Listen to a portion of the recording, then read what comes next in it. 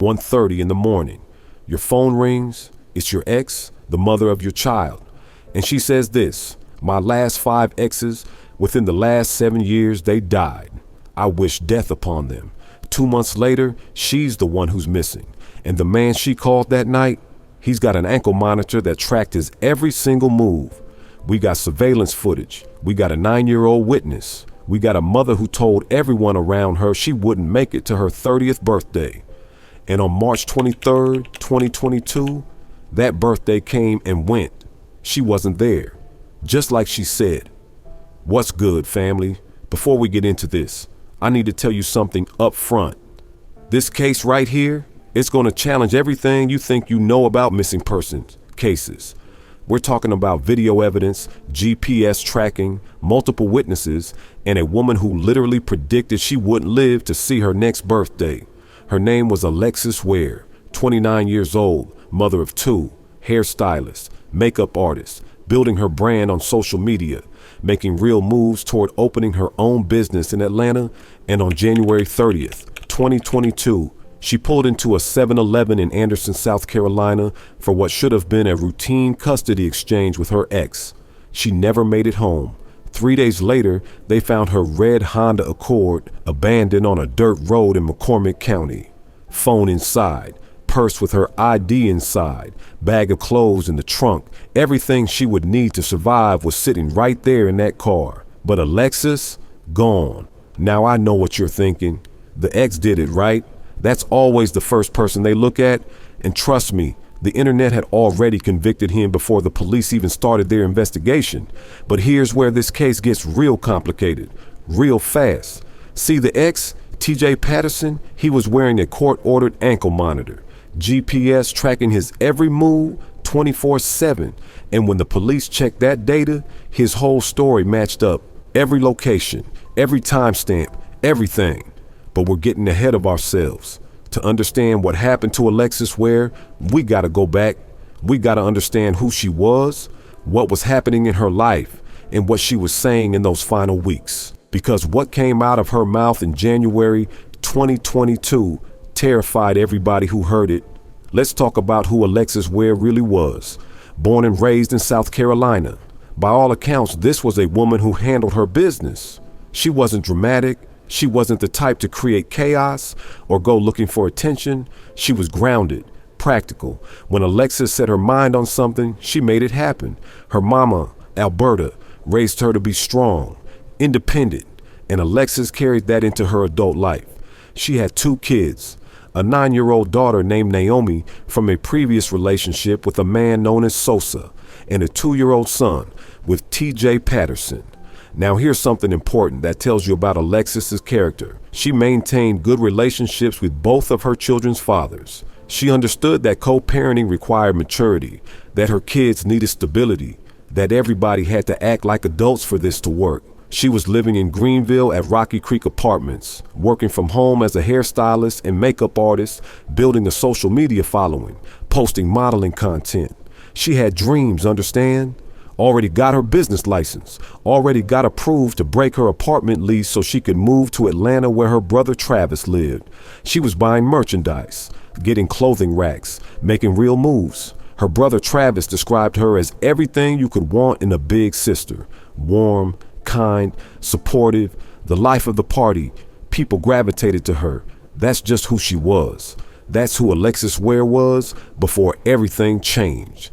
Now let's talk about TJ Patterson, because you need to understand their history. TJ slid into Alexis's DMS. They clicked immediately. And Alexis, she couldn't help herself. She was posting about this man all over social media, talking about what he meant to her, how happy she was. You know how it is when you think you found the one. You want the whole world to know. It seemed real. TJ was showing her affection right back. Then Alexis found out she was pregnant. Not just pregnant, twins. They posted about it. Everybody was celebrating because this looked like love.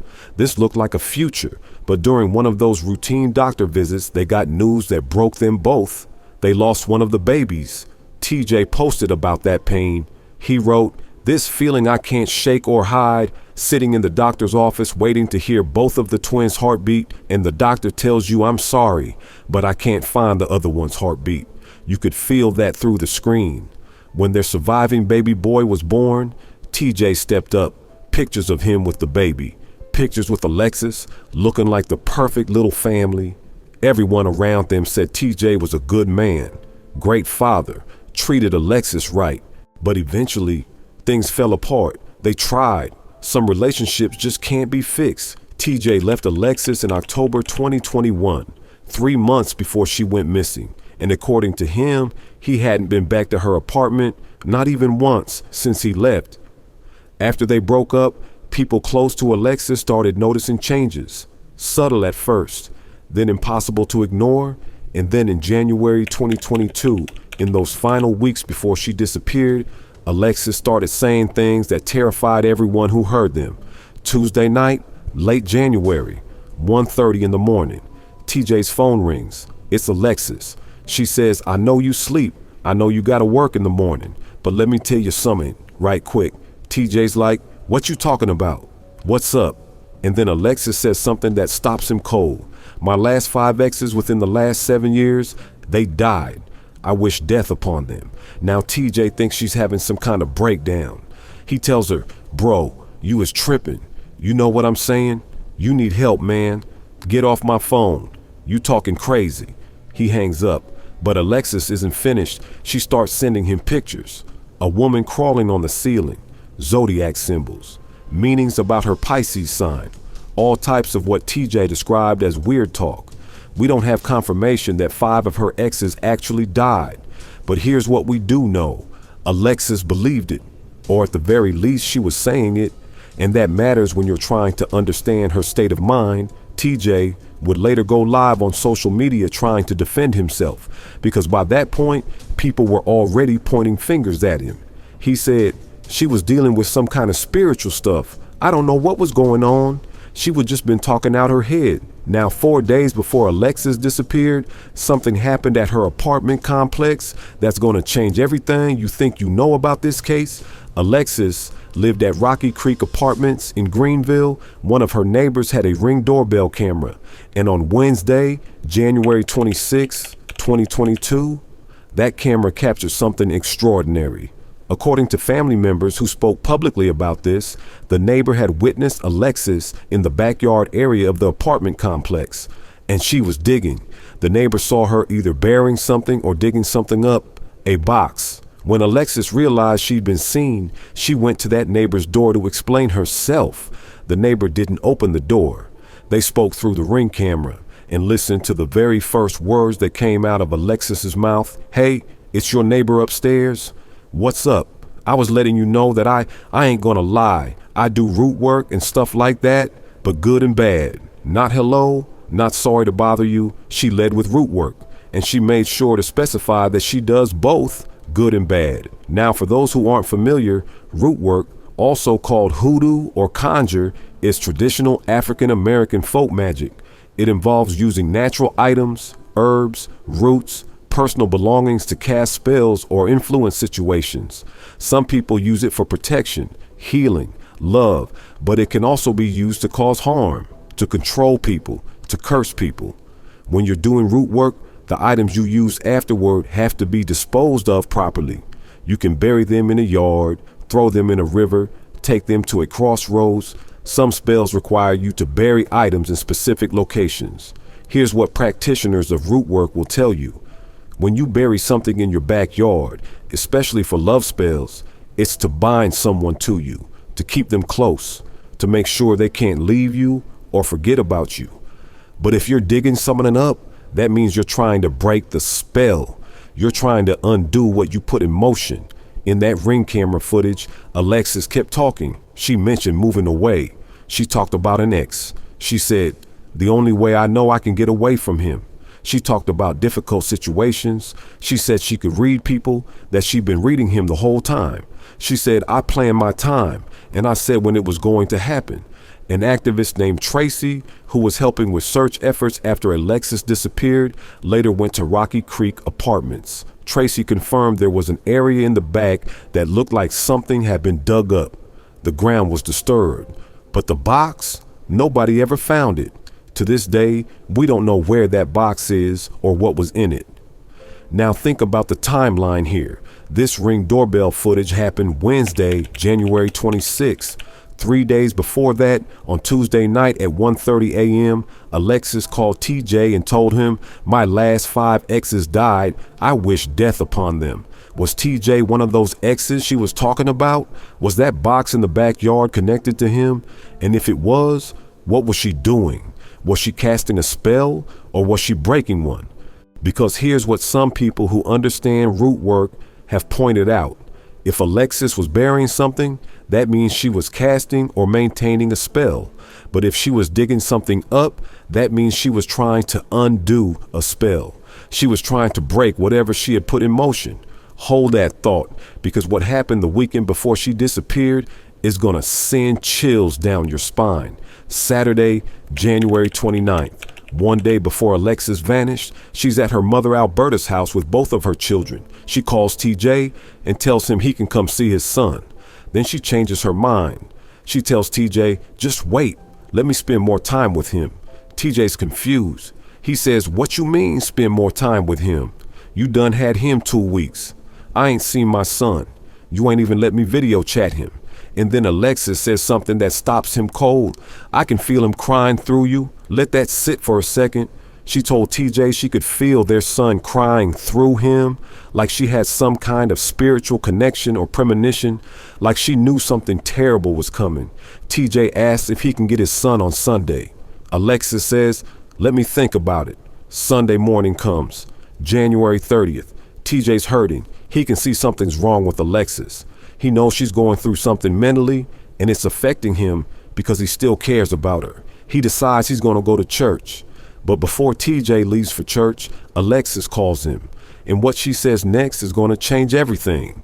TJ later described this moment when he went live on social media. "Before I went to church, Lex didn't even want me to go to church. She kept on saying, 'TJ, don't go to church. I keep seeing you dying in oncoming traffic, like a car going to hit you head on.' She was having visions, clear, detailed visions of TJ getting hurt in a car accident. She was terrified something was going to happen to him. She even sent him a message about somebody who got hurt in a head-on car crash. Was she trying to warn him? Or, and this is what's truly disturbing, was she trying to tell him she had done something, that she had put something on him, that whatever she was involved in spiritually was targeting him next? But listen to TJ's response. This tells you everything about his character. I'm like, "Lex, man, listen. One thing about it, you can't stop the devil. Like whatever happened, gonna happen. I ain't scared of it. I ain't scared of death. We all got to go. So I went on to church anyway. She begged me not to go. I went on anyway. That decision to go to church anyway might have saved his life." Now that same weekend at her mama's house, Alexis was unraveling. Someone kept calling her phone, a blocked number. Alberta, her mother, noticed this. Alexis showed her the phone, showed her the blocked number list. The number was right there, blocked, but somehow the calls kept getting through. When Alberta asked her daughter who it was, Alexis said something that sent chills through everyone who heard about it. She called the person the devil, not a name, not this guy I know or someone from my past. She said the devil was calling her phone. Alberta also mentioned that recently, Alexis had gotten really into astrology, reading about her zodiac sign, about Pisces, about predictions and spiritual meanings. She was telling people to pay attention to certain things, the road, certain colors. She was talking about seeing things that were going to happen in the future. But that Saturday, at her mama's house, Alexis wasn't just reading horoscopes. She was terrified. She told her mother someone in a black truck had been following her. Not just once or twice, this had been going on for weeks. Every time she went somewhere, there was this black truck behind her. And then Alexis said something that broke her mother's heart. She started crying. And through her tears, she kept saying, "I'm not going to see my 30th birthday. I know I'm not going to make it to my birthday." Her 30th birthday was coming up in March, just 2 months away. And Alexis was convinced she wasn't going to live to see it. Alberta didn't know what to do. She didn't know if her daughter was having some kind of crisis, if someone was really threatening her, or what was happening, but she knew her baby was scared. She knew something was wrong. Her cousin and aunt later confirmed that Alexis had mentioned someone following her. She had expressed that she felt like her life was in danger. She had said she wasn't going to see her 30th birthday. And when you think about it, she was right. The next day, Sunday, January 30th, Alexis got ready to leave. She was going to drive back to Greenville with the kids, but Alberta didn't want her to go. After everything Alexis had said the night before, after seeing how scared she was, Alberta begged her to stay. At first, Alexis agreed. She said she would stay, but then she changed her mind. She told her mother she was okay. She got dressed, did her hair and makeup, said she was heading home. Alberta watched her daughter leave around noon, and according to what Alberta told the media later, Alexis said she was exhausted and was going straight home to take a nap. At 3 p.m. that afternoon, Alberta called Alexis on FaceTime to check on her. Alexis answered right away. She was in her bed, just like she said she would be. She told her mother she was taking a nap and would call her back when she got up. But here's what happened next, and this detail is crucial. According to reports, after that FaceTime call, Alexis saw something outside her apartment that terrified her. There was a black truck outside, the same black truck she'd been telling people was following her, and there was someone inside it. Alexis called the police. We don't know exactly what happened when they came, if they actually spoke to her or just drove by the area. But what we do know is that after the police left, Alexis made a decision. She got her kids, she got in her car, and she left her apartment. A few hours later, she called TJ and asked him to meet her at the 7-Eleven so she could give him the children. Now let's talk about what happened at that gas station, because TJ's description of how Alexis was acting is going to show you just how afraid this woman was. TJ described this on his live video. She called me. I put her on speakerphone, let my cousin hear how she talking out the side her head. She was like, "Where you at?" I said, "I'm in my house watching the game." So she was like, "Well, come and meet me on 29 at 7-Eleven. I'll let you get the kids." She said, "I'm about to run out of gas. I got like 3 miles left." TJ agrees. He gets in the car with his cousin and heads to the 7-Eleven. As she talking, she's like, "TJ, watch out for these cars. Watch out for white car, gray car, black car." Now, mind you, I'm like, okay. So I put it on speakerphone, let my cousin, everybody hear. So I'm like, okay, I'm on my way. TJ pulls up at the 7-Eleven. Alexis is sitting at the gas pump. He gets out, goes in the store, pumps $35 in her gas tank, $20 in his. He comes back out, gets his son out the car. Now this is important.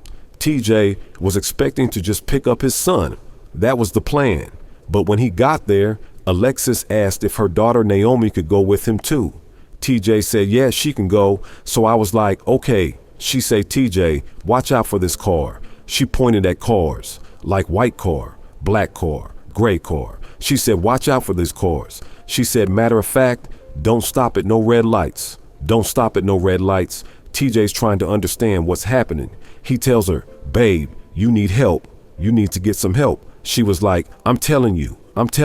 She's like, give me a hug. Hug me. So I hugged her. The hug didn't even feel right. Something wasn't right. TJ gets in his car with both kids. He pulls off. The plan was for Alexis to follow him to his mother's house. But that's not what happened. I turn on Ammon Road. As I passed Welfare Church, I barely passed Welfare Church, and she sped around me going out Anderson Belton Highway. So I just started calling. I'm like, where the hell's she going? She's supposed to have been following me to my mom's house. She said she was going to her mama's house. So I called about 3 times. She cut the phone off. TJ goes to his mother's house with the kids. He calls Alberta, Alexis's mother. I'm like, man, you talked to Lex? She's supposed to be coming down there. She was like, no, I ain't talked to her. I'm like, man, she got the phone off. I got the kids. She was like, okay, I'm going to call her now. So she started calling on Facebook. Calling. I ain't get no response. We hear nothing else no more. The surveillance footage from that 7-Eleven shows Alexis pulling up in her red 2019 Honda Accord. It shows her interacting with TJ, but here's the problem. A big tractor trailer pulled into the gas station right when they were doing the exchange. It blocked the camera's view of the most important moments, so we can't see her putting the kids in TJ's car. We can't see their final conversation. We can't see what her face looked like, what her body language was telling us. Then they both left in separate vehicles, and Alexis sped away. After Alexis sped away from TJ, her car was spotted on surveillance at an apartment complex in Anderson, not Rocky Creek where she lived, a different apartment complex. According to investigators, Alexis had no known connection to this place. Nobody could explain why her car would be there. The car was seen there multiple times that night, but you can't make out who's driving. Then highway cameras picked up her red Honda Accord traveling toward Augusta, Georgia, then coming back to South Carolina. But the footage wasn't clear enough to confirm if Alexis was the one driving. And then nothing. The car disappeared. For the next 2 days, Alexis's family kept calling her phone. Everything went to voicemail. Now understand this. Alexis always answered her phone. That was one thing everybody said about her. No matter what time, no matter what day, if you called Alexis, she picked up. Her cousin Kayla said she always answers. Like even if I call at 3 o'clock in the morning, she always picks up the phone. But now, silence. On Monday, January 31st, Alexis was supposed to have an appointment at the lottery office in Augusta, Georgia. She had lottery tickets she was planning to take there. She never showed up. By Tuesday, February 1st, the family knew something was seriously wrong. Alexis's sister called the Anderson County Sheriff's Office and filed a missing persons report. And the next day, February 2nd, they got the call that would confirm their worst fears. A man in McCormick County, South Carolina, called the police about an abandoned car on the side of a dirt road, a red Honda Accord, South Carolina plates. When police ran the plates, they realized whose car it was, Alexis's. McCormick County is about 50 miles from Anderson, about an hour's drive, and the car wasn't on a main road. It was on a dirt road, remote, rural, heavily wooded, the kind of place you don't just stumble across. You have to know where you're going to end up there. When investigators got to the car and looked inside, here's what they found. Alexis's cell phone, her purse with her ID inside, a bag of clothes in the trunk, her daughter's cell phone, everything she would need to survive, to identify herself, to function in the world, was sitting right there in that car. But Alexis wasn't there. And outside the car, lying in the grass nearby, was the black hair bonnet she'd been wearing at the 7-Eleven that night. Now stop and process that for a second. Hair bonnets don't just fall off. They stay on your head. They're designed to protect your hair while you sleep, while you move around. For that bonnet to be on the ground outside the car, something had to happen. Either Alexis took it off in a hurry, or there was some kind of struggle. Alexis's mother, Alberta, said it herself. When she was at the gas station, that was on her head. So if it came off, the first instinct that you would do as a woman is pick it up and put it back on. That right there is enough to say that there had to be some kind of scuffle take place. Law enforcement immediately started searching the area. Search teams, helicopters, cadaver dogs. They searched 222 acres around where that car was found. 8 hours of intensive searching, K-9 units, state police, everything. They found nothing. No trace of Alexis, no clothing, no evidence, nothing. February 3rd, they did another search. February 8th, McCormick County Sheriff organized another massive search effort. Over and over, they combed through those woods, but Alexis Wear had vanished. When forensics processed the car, here's what they found. No blood, no signs of a struggle inside the vehicle. The only fingerprints in the car belonged to Alexis. Nobody else. But the car was covered in mud, like it had been driven through rough terrain to get to that location. So what happened? How did Alexis's car end up on that remote dirt road with all of her belongings inside, but Alexis herself nowhere to be found? Her brother Travis spoke to the media about this. He said, "My sister doesn't know anyone in McCormick. She doesn't have any relatives there. We don't have any relatives there. She doesn't have any friends there. So that threw me off. The family started doing everything they could to find her. Search parties, billboards, news interviews, social media pages. The Black and Missing Foundation donated billboard space. A $5,000 reward was offered through Crime Stoppers for any information. And while the family was out there searching, while they were begging for answers, social media had already made up its mind about who was responsible. Everybody was pointing at TJ Patterson. He was the last person to see her. He was her ex. He was the father of her child. And in cases like this, it's always the ex, right? People were digging into his background, analyzing every word he said, accusing him of setting the whole thing up, calling him a suspect. And TJ felt like his name was being destroyed. TJ went live on social media, frustrated and hurt. Y'all out there slandering my name, saying I'm a suspect, all this. I done heard everything in the book, man. I'm talking about y'all done nailed me to the cross. Y'all got me messed up, bro. I'm not one of them. He continued. For one, me and Lex been separated. I left Lex. Lex didn't leave me. So boom, I left off and went up there around about what? October. I ain't been out there, been back up there not one time. Not one time. But here's what people weren't paying attention to. Here's what makes TJ's situation different from most cases like this. TJ Patterson was wearing an ankle monitor. Let me explain what that means. An ankle monitor is a GPS tracking device that the court makes you wear if you're out on bond or on probation. It tracks your location 24 hours a day, 7 days a week. Everywhere you go is recorded. Every movement is tracked. TJ was on bond for an unrelated charge. He was wearing that ankle monitor on January 30th when he met Alexis at the 7-Eleven, which means the police could verify everything he said with the click of a button, his entire timeline, where he was before the gas station, where he went after, how long he was at each location, and according to Alexis's stepfather, Frank, who spoke to the media, TJ's alibi checked out completely. The police verified his story. He went to Buffalo Wild Wings. He went to his aunt's house. He went to the 7-Eleven. He went to his mother's house. He went home. The next morning, he went to work on time.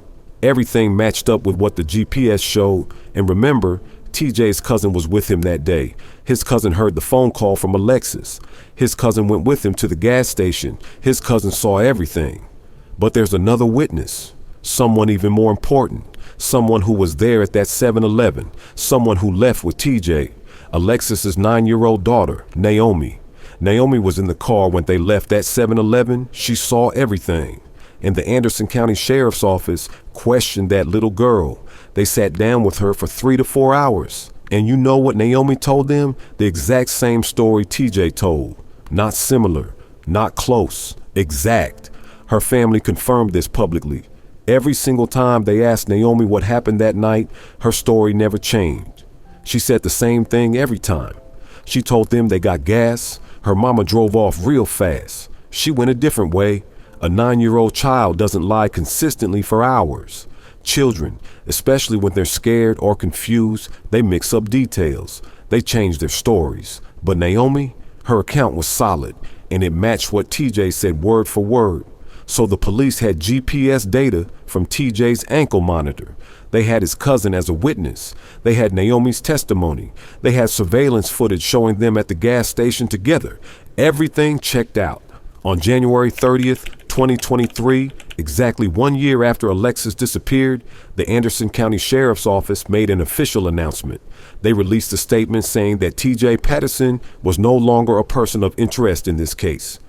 They cleared him officially. But being cleared by the police and being cleared in people's minds, those are two different things.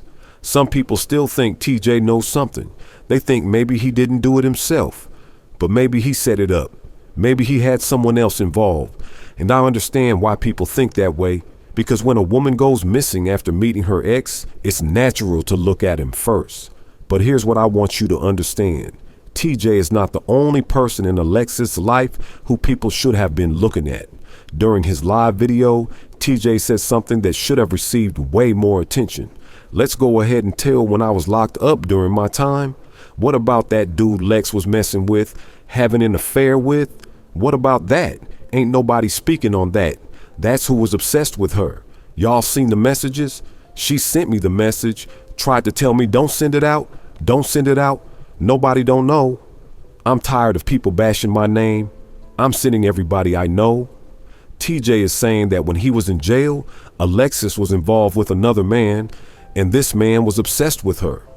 There was a conflict, some kind of situation, and TJ says that Alexis's mother, Alberta, knows about this man. He's been asking her about it. Come on, bro. She know whatever Alexis got going on, bro. If anybody knows, she know. I ain't have nothing to do with nothing, period. I kept questioning Miss Alberta. She talking to another dude. Is this a plot, a setup or something? What's going on?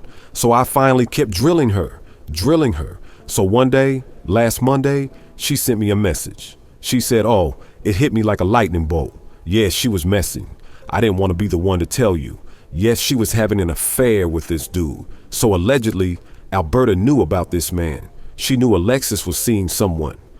But reportedly, she wasn't telling the police. A month after Alexis disappeared, and this information allegedly hadn't been given to investigators, we don't know who this man is. We don't have a name. We don't have confirmation from Alberta herself because she hasn't spoken publicly about it. But TJ is saying on camera for everyone to see that there is another person who needs to be looked at, someone who was allegedly obsessed with Alexis, and people in the community have been talking about this too. Some say it was a club promoter. Some say it was someone connected to law enforcement. There's been talk about a married man, but nothing has been confirmed. Nothing has been investigated publicly. And that's what's frustrating about this case. Because if there's someone out there who was allegedly obsessed with Alexis, who she was afraid of, who she might have been calling the devil on her phone, who might have been driving that black truck following her, shouldn't we be trying to find out who that is? Could this be the person Alexis was running from when she sped away from TJ at that gas station? Could this be the person she was trying to protect her children from by making sure they were safely with their father before she disappeared? We don't know because nobody is talking about it. Nobody is investigating it publicly, and that's a problem. Another strange thing happened. Alberta started receiving messages from someone claiming to know where Alexis was. These messages started coming on social media out of nowhere from an unknown person. They claimed to have information about Alexis's whereabouts. But then it got darker. One of the messages said Alberta should just go ahead and plan her daughter's funeral, and someone tried to extort money from the family. They asked for $200 in exchange for Alexis's safe return. The family gave all this information to the Anderson County Sheriff's Office, but they couldn't determine if it was a cruel hoax or if there was any truth to it. Most likely, it was someone trying to take advantage of a grieving family's desperation. So where does that leave us? 3 years later, what do we actually know about what happened to Alexis Wear? Here's what we know for certain. Alexis was going through something in those final weeks. Whether it was spiritual, psychological, or both, something was happening that changed her behavior dramatically. She was saying things about death, about predictions, about seeing the future. She was practicing root work. She was burying things in her backyard. She was terrified of someone or something. She told multiple people she wasn't going to live to see her 30th birthday. And on March 23rd, 2022, that birthday came and went. Her family held a celebration for her. They got a seafood boil, her favorite food. They got a cake with her picture on it. But Alexis wasn't there.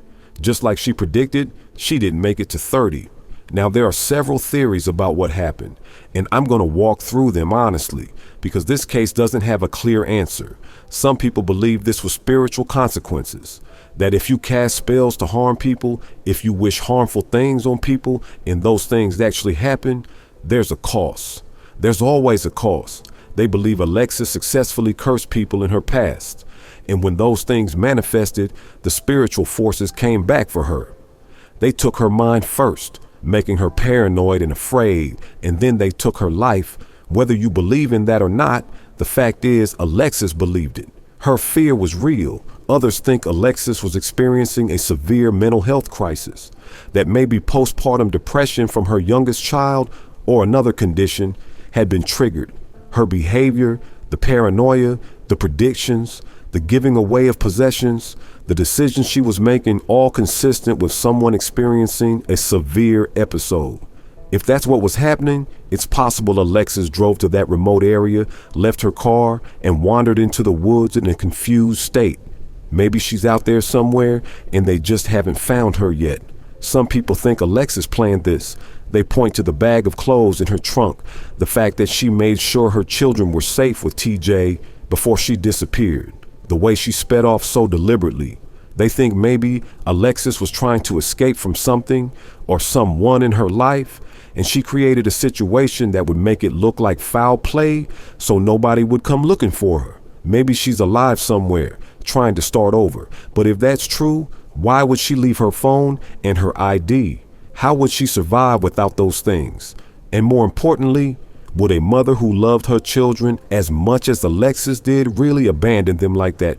And then there's what most people believe, that someone harmed Alexis, that the person who was calling her phone, the person driving that black truck, the mystery man who was allegedly obsessed with her, whoever that is, they caught up with her.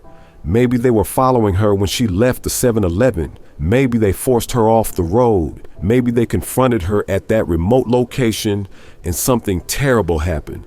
The bonnet on the ground outside the car suggests there might have been some kind of struggle, and the fact that all her belongings were left behind suggests she didn't leave voluntarily. I don't know which theory is correct. None of us do. But what I do know is this. Alexis Wear was afraid. She told people she was afraid.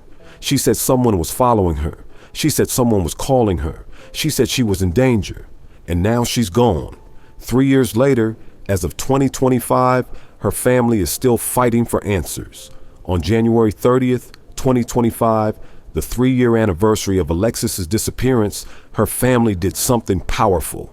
They presented a proposed bill to the Greenville County Legislative Delegation. They're calling it the Alexis Wear Act. Here's what this bill would do. It would allow families of missing persons to request that SLED, the South Carolina Law Enforcement Division, take over an investigation if it remains unresolved after 12 months. Right now, SLED can only get involved if the local police department invites them in. And when Alberta reached out to SLED asking for help, they told her, we have to be invited in by the investigating agency. The Anderson County Sheriff's Office has been leading this investigation for 3 years. And while they say they've been working hard on the case, that they've followed every lead, that multiple agencies including SLED, the FBI, the Attorney General's Office, and Homeland Security are all aware of the case details, the fact remains, Alexis has not been found. There have been no arrests. There have been no major breaks in the case, so the family is pushing for this law that would give them the ability to ask for state-level resources after a year of local investigation. Bruce Wilson, a family friend and advocate who presented the bill, said, "The Alexis Wear Act was born out of a desire to address gaps in our current system and to provide families like Alexis's with hope, resources, and the support they deserve." Alberta wrote a statement that was read at the legislative meeting. I implore you to consider the profound impact that this legislation could have on families like mine, who are left in limbo without the ability to swiftly and effectively pursue justice for our missing loved ones. The impact of Alexis's disappearance is not limited to our family alone. Her children are suffering immensely, grappling with the absence of their mother and the unanswered questions that haunt us all. The bill hasn't been sponsored by any lawmaker yet, which means it can't move forward to become law. But the family isn't giving up. They're continuing to push for this legislation, not just for Alexis, but for every family in South Carolina who might find themselves in this same nightmare. Because here's what people need to understand. Alexis Wear isn't just a story. She's not just a mystery. She's a mother, a daughter, a sister, a friend. And she has 2 children who go to bed every single night not knowing where their mama is. Her oldest daughter, Naomi, the 9-year-old who was there that night at the 7-Eleven, she's 12 years old now, growing up without her mother. And according to Alberta, Naomi refuses to accept that her mama's gone. She tells her grandmother, when she come back, you can't let her leave here. Just lock her up and make her stay here for about a year. That little girl still believes her mother is coming home. That's the kind of hope children hold on to. That's the kind of faith that keeps a family going when everything else seems impossible. And Alexis' son, he was only 2 years old when his mother disappeared. He's 5 now, growing up not really remembering her, not knowing her voice, her laugh, the way she used to hold him. Alberta is raising both of these children, and every single day she has to look at her grandchildren and not have answers for them. She has to see Alexis in their faces and wonder what happened to her baby. So where is Alexis? Is she out there somewhere alive, unable to come home? Did something happen to her in those woods in McCormick County? Is she still on that property that was never fully searched? Did the spiritual forces she was dealing with take her somewhere beyond our understanding? Did someone harm her and hide what they did? Somebody knows something. In a case like this, there's always someone who knows more than they're saying. Maybe it's the mystery man who was allegedly obsessed with her. Maybe it's someone who saw something that night and was too scared to come forward. Maybe it's someone who heard something, who knows something, who has been carrying that knowledge for 3 years. If you know anything about what happened to Alexis Wear, I'm asking you right now to come forward. Call the Anderson County Sheriff's Office at 864-260-4405, or you can call Crime Stoppers anonymously at 1-888-CRIMESC. There's still a $5,000 reward for information that leads to finding Alexis. Her family deserves answers. Her children deserve answers. Alexis deserves to be found, whether that means bringing her home to her family or at least giving them the closure of knowing what happened. This case teaches us something important. It teaches us to pay attention when someone we love starts acting differently, to take people seriously when they say they're afraid, to not dismiss things we don't understand just because they're outside our normal experience, to recognize when someone might be in crisis, to look deeper than the obvious answer, to support Black women and Black families when they go missing, because they don't always get the media attention and resources that other missing persons receive. Most of all, it teaches us that life is fragile, that the people we love can be here one day and gone the next, that we should tell our people we love them, that we should check on each other, that we should create space for people to ask for help when they need it. Alexis Wear told her mama she wasn't going to see her 30th birthday. She tried to warn people. She tried to protect her children. She tried to break whatever cycle she thought she was in. And then she drove away from that 7-Eleven into the darkness. And nobody has seen her since. Somewhere in South Carolina, there are answers. Somewhere, there's the truth about what happened that night. And until we find it, until we bring Alexis home, this story isn't over. Alexis Wear was 5 feet 5 inches tall, approximately 230 pounds, with brown eyes and black hair. She was last seen wearing a black bonnet, purple pants, and a blue shirt, driving a red 2019 Honda Accord. If you knew Alexis, if you have memories of her, her family wants you to know that she's not forgotten, that her story is still being told, that people still care about finding out what happened to her. And if this story has affected you, if it's made you think about your own loved ones, go check on somebody. Don't wait. Don't assume everything is fine. Sometimes people are going through things we can't see. Sometimes they're afraid and they don't know how to ask for help. Alexis Wear, whether you're out there somewhere waiting to come home, or whether you've already gone on to be with your ancestors, know that you are not forgotten. Your children remember you. Your mama remembers you. Your family remembers you. And we're going to keep telling your story until we get the answers you deserve. This has been Unseen Stories.